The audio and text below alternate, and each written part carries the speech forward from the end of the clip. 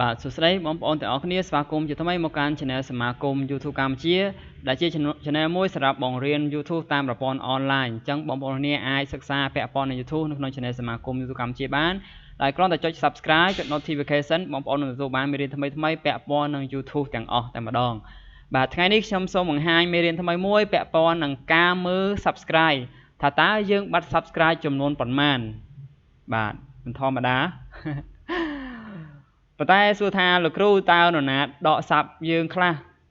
ចំណុចត្រង់នេះគឺមិនអាចដឹងទេបងប្អូនណាអធិស្ឋានគឺមិនអាចទេថាតើនរណាខ្លះដកសាប់ប៉ុន្តែយើងអាចដឹងថាតើយើងបានបាត់សាប់ប៉ុន្មាន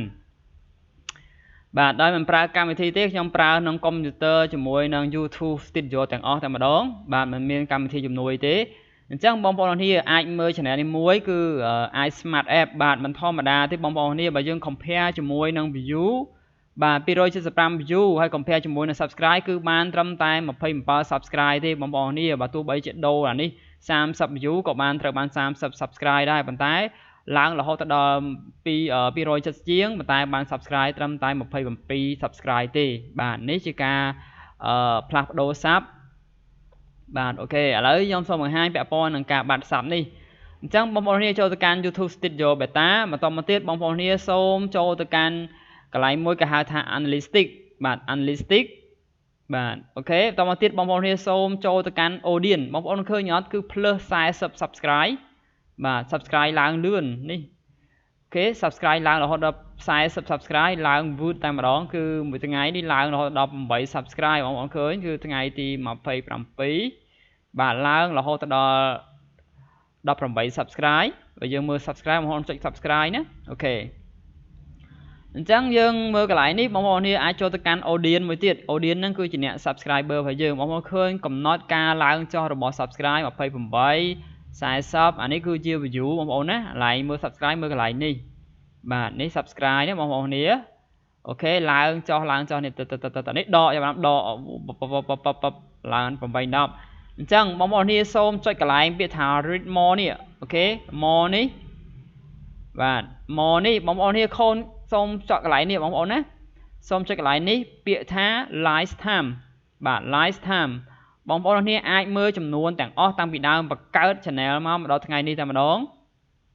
នេះថ្ងៃ27យើងថ្ងៃហ្នឹង28អញ្ចឹងថ្ងៃ27ពី21ដល់27បាទអញ្ចឹងវានឹងរាប់ view រាប់អីទាំងអស់ total view សូម្បីតែ total view ក៏ត្រូវបាន329 view ដែរបាទឥឡូវយើងមើល subscription source status បាទនេះ duration រវាងអ្នក subscriber បាន 34% ឯមិនមែន subscriber គឺរហូតដល់សំទោស291 view បាទមិនធម្មតាទេអ្នកអត់ sub ច្រើនជាងអ្នក sub អូខេឥឡូវយើងមើល subscription source ចើយើងបាត់ប្រមាណ subscribe បាទទទួលបាន80 subscribe ឥឡូវ subscribe នៅសល់ grand គឺ40ប៉ុន្តែវាបង្ហាញត្រឹមតែ20ជាងដែលបងប្អូនឃើញមិញហើយចំពោះ subscribe ដែល low វិញ low រហូតដល់40 subscribe បាទ low subscribe រហូតដល់40 subscribe នេះបាទនេះ subscribe ដែលឡើងបងប្អូននេះអូខេឥឡូវយើងបាត់រហូតដល់40 subscribe តែម្ដងនេះគឺរបៀបមើល subscribe ដែលបាត់នៅកន្លែង subscription source ឥឡូវខ្ញុំបង្ហាញពាក់ព័ន្ធនឹង channel សមាគម YouTube កម្ពុជាវិញបងប្អូនសួរថាតើមានបាត់ឬទេបាទឥឡូវខ្ញុំសូម switch ទៅកាន់ channel សមាគម YouTube កម្ពុជាដើម្បីបងប្អូនឃើញថាតើ channel សមាគមកម្ពុជាមានការបាត់ sub អត់ហើយទទួលបានលុយប៉ុន្មានហើយអូខេបងប្អូនចូល Analytics បាទ Analytics នេះគឺសូមបង្ហាញពាក់ព័ន្ធនឹងចំណុចនេះតាំងពីដើមដល់ចប់តែម្ដង live time តែម្ដងបងប្អូនណាគឺខ្ញុំបង្ហាញទាំងអស់តាំងពីថ្ងៃបង្កើតមកដល់ថ្ងៃនេះតែម្ដងអញ្ចឹងចំនួន view ចំនួន time ចំនួន subscriber ចំនួន revenue បងប្អូននឹងឃើញទាំងអស់នេះកន្លែង revenue បងប្អូនឃើញថាតើ revenue របស់ channel សមាគមកម្ពុជាឡើងកម្រិតណាបាទឡើងរហូតឡើងធ្លាក់អូខេឥឡូវនេះទទួលបាន$1.96 សេនបាទតាំងពីថ្ងៃទី13ខែ9មកដល់ថ្ងៃនេះគឺទទួលបាន$1.96 សេនអញ្ចឹងយើងមើលថាតើយើងបាត់ subscriber ប្រហែលយើងចូលកន្លែង audience បាទបន្តមកទៀតបងប្អូននេះសូមចុច see more ណា see more នេះហើយបងប្អូននេះសូមចូលទៅកាន់ subscription source បាទតើបាត់ប្រហែលបាទតាមពិតគួរតែបានរហូតដល់3087 subscribe ប៉ុន្តែ ចំនួនដែលបាត់នេះបាត់រហូតដល់633 subscribe តែម្ដងបាត់ច្រើនគួរសមបងប្អូនឃើញគឺ channel កាន់តែធំកាន់តែបាត់ឥឡូវខ្ញុំសូមបង្ហាញពាក់ព័ន្ធនឹង channel មួយទៀតដែលជា channel របស់ខ្ញុំដែរបងប្អូននឹងឃើញតើចំនួន subscriber បាត់កម្រិតណាបាទអូខេខ្ញុំបង្ហាញទាំងអស់តែម្ដងបងប្អូនទាំងអស់ឆ្ងល់ថា subscriber ខ្ញុំបាត់ subscriber ខ្ញុំបាត់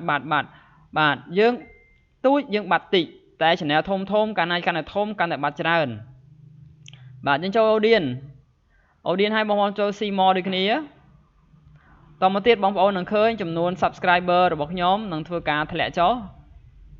បាទ100 subscribe រយៈពេល28ថ្ងៃចុងក្រោយបើសិនជាយើងប្រៀបផ្ទឹមចំនួនអ្នកដែលបង្កើតតាំងពីថ្ងៃបង្កើតមកដល់ថ្ងៃនេះគឺបាត់ចំនួនរហូតដល់1696 subscribe តាមពិតគួរតែគ្រប់ហើយគឺ 10k ប៉ុន្តែយើងសល់តែ 8k ទេចំនួនបាត់វិញរហូតដល់ 1696 នៅរយៈពេល2ឆ្នាំជិត3ឆ្នាំនេះអូខេអញ្ចឹងខ្ញុំសូមបង្ហាញ channel មួយទៀតសម្រាប់បងប្អូនអរគ្នាបាទគឺជា channel ធំមួយដែរសម្រាប់បងប្អូនគ្នាគិតពិចារណាអញ្ចឹងគឺខ្ញុំនឹងបង្ហាញពាក់ព័ន្ធនឹង channel ធំដែលមានរហូតដល់ 30k តើវាបាត់ចំនួនប្រមាណបាទឥឡូវខ្ញុំនឹង switch ទៅកាន់ channel ធំសម្រាប់បងប្អូននេះឃើញអញ្ចឹងបងប្អូនដែលឆ្ងល់ពាក់ព័ន្ធនឹង subscribe បងប្អូនអាចពិចារណាបានវាថាបាត់ប្រមាណយើងរកថែមប៉ុណ្ណឹងទៅបាទអូខេមិនមែនថាបំបាក់ទឹកចិត្តបងប្អូនគ្នាឈប់ឲ្យលេងដូរសាប់ទេអត់ទេគឺ system នៅពេលដែលវាធ្វើការ update ម្ដងវាធ្វើការបាត់តែម្ដងបាទឥឡូវខ្ញុំសូមបង្ហាញពាក់ព័ន្ធនឹង Antistic បាទចំនួន revenue បងប្អូននឹងឃើញ revenue ឡើងនេះថ្ងៃខ្លះឡើងបាន1រៀលចិត្ត1រៀលណាឥឡូវឡើងមក plate ទេបាន$9ជាងអញ្ចឹងបងប្អូនគ្នាមើល channel ខ្លះគឺឡើងខ្ពស់តែម្ដងណាអូខេយើងឲ្យតែជោគជ័យគឺល្អសម្រាប់បងប្អូននេះឥឡូវយើងមើល subscriber ឡើងរហូតដល់ 41k បាទឥឡូវយើងមើលតែចំនួនបាត់វិញបាទ audience បាទរៀនជាមួយខ្ញុំបង្ហាញឲ្យឃើញទឹកលុយឃើញចំនួនទាំងអស់កុំពិបាកចិត្តអីអ្នកខ្លះគាត់សួរថាធ្វើម៉េចបាទទៅតាម channel បងប្អូនណាទៅតាម content វីដេអូទេបាទឥឡូវខ្ញុំសូមបង្ហាញពាក់ព័ន្ធនឹង lifetime នេះអូខេបាទជាមួយ subscription សោះបាទបាត់រហូតដល់ 5759 subscribe បាត់មិនធម្មតាទេបងប្អូនគ្នាគឺបាត់ចំនួនបាត់នេះបាត់ស្ទើរតែហៅលែងលឺបាទចំនួន 40000 ជាងតាមពិតត្រូវ 47000 ប៉ុន្តែគ្រាន់តែបាត់ហ្នឹង 5000 ជាងឯង